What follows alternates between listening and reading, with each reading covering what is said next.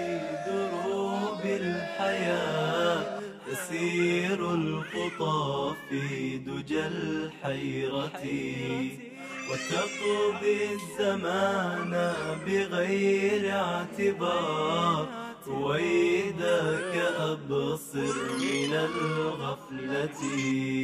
ولا تاك يوما مع السادرين، وتحيا بعيدا عن السنة، ولا تتبع أي خلق مشين، فتجري الملام مع الحسرة.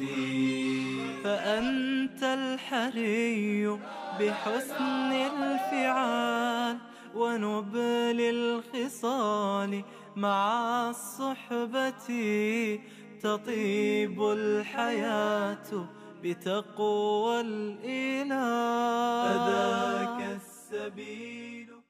قال رسول الله صلى الله عليه وسلم: من كان يؤمن بالله واليوم الآخر فلا يؤذي جاره।